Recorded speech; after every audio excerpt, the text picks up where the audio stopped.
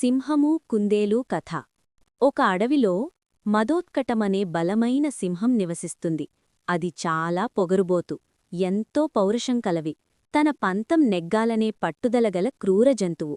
ఆ అడవిలో అది ఆడింది ఆట, పాడింది పాట. దాన్ని ఎదురించే బలం ఏ మృగానికీ లేదు.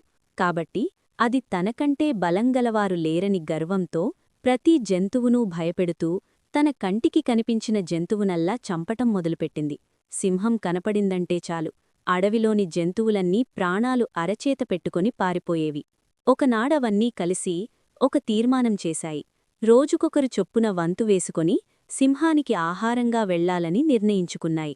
మృగరాజుగారు దయతో తమ ప్రార్థన అంగీకరించి తమ ఇష్టం వచ్చినట్లు జంతువులన్నింటినీ చంపివేయకూడదని ఆ తీర్మానం.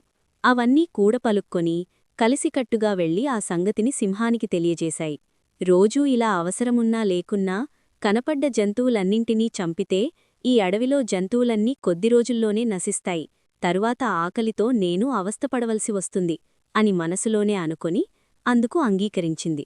వేటాడకుండానే తన వద్దకు ఆహారం వస్తుందని మృగాల మొర ఆలకించి సరే అన్నది. ప్రతిరోజూ మధ్యాహ్నం అయ్యేసరికి మీలో ఒకరు నాకు ఆహారంగా నా ముందు నిలబడాలి. ఆలస్యం చేసినా మతిమరుపు చూపించినా మీ అంతు చూస్తాను. మాటంటే మాటే, గుర్తుంచుకోండి అని గద్దించింది. ఆ రోజునుండి మృగాలు మాట ప్రకారం వంతులవారీగా రోజుకొకరు చొప్పున సింహానికి సకాలంలో ఆహారంగా వెళుతున్నాయి. సింహం వేట మానేసింది. ఇలా కొన్నాళ్లు గడిచింది. ఒకనాడు ఒక కుందేలు వంతు వచ్చింది. ఆ కుందేలు చాలా తెలివైనది, చక్కగా ఆలోచించగలదు. ఆనాడు ఎలాగైనా ఆపద నుండి బయటపడాలని మంచి ఉపాయం ఆలోచించింది. అన్ని జంతువుల మాదిరిగా కాకుండా కుందేలు చాలా ఆలస్యంగా సింహం దగ్గరకు వచ్చింది. అప్పటికే వేళ దాటిపోతున్నప్పటికీ ఆహారంగా ఏ జంతువూ రాకపోయేసరికి సింహం మండిపడుతూ ఉంది. దానికి తోడు ఆకలి బాధ ఎక్కువయింది. సింహం కోపంతో గర్జిస్తుండగా కుందేలు మెల్లమెల్లగా దాని వద్దకు చేరింది. సింహం దానిని చూచి, ఓరి, నీవా? నీకెంత పొగరురా? ఎందుకింత ఆలస్యం చేశావ్? అని పెద్దగా గద్దించింది. కుందేలు గజగజా వణుకుతూ, మహారాజా, నేను మామూలు సమయానికే బయలుదేరి గబగబా పరిగెత్తి వస్తున్నాను. కాని దారిలో ఇంకొక సింహం కనిపించింది. తానే అడవి అంతటికీ రాజునని, తన మాటకి ఎదురు చెప్పేవాళ్లు లేరని, నన్ను తనకి ఆహారం అవ్వమని అడుగు ముందుకు వేయనీయక అడ్డం తగిలి నన్నాపేసింది. నేను అతి కష్టం మీద దానిని ఒప్పించి మా రాజును నీ వద్దకు తీసుకుని వస్తానని ప్రమాణం చేసి తమ వద్దకు పరిగెత్తుకు వచ్చాను. పొగరుతో కన్నూ మిన్నూ కానరాక తమను నిందించిన ఆ సింహానికి తగిన బుద్ధి చెప్పండి. పాపం, తమరు ఎంతో ఆకలిగా ఉన్నారు. ముందు నన్ను ఆరగించండి అన్నది కుందేలు. సింహం గట్టిగా గర్జించి కనులెగరేసి, ఓ పొగరుబోతూ, ఎక్కడుందో చూపించు ముందు. నిన్ను నిందిస్తూ నిన్నడ్డగించిన ఆ పిరికిపందకు తగిన శాస్తి చేస్తేనేగాని నేను ఆహారం ముట్టను. నిన్ను భక్షిస్తే వాణ్ణి నాకెవరు చూపిస్తారు? పద ముందు వాణి దగ్గరకు వెడదాం అని అన్నది.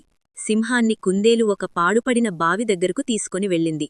మహారాజా, నన్ను అడ్డగించి మిమ్ము నానామాటలు అన్న సింహం ఈ నూతిలోనే దాగి ఉంది. వెళ్ళి చంపండి అన్నది కుందేలు. కుందేలు మాటలు విన్న సింహం కోపంతో మరొకమారు గర్జించింది. నూతి గట్టుమీదకెక్కి అందులోకి తొంగిచూసింది. నీటిలో దాని నీడ కనపడింది. అది తన విరోధి అని భావించి పంజా ఎత్తి గర్జిస్తూ బావిలోకి దూకింది.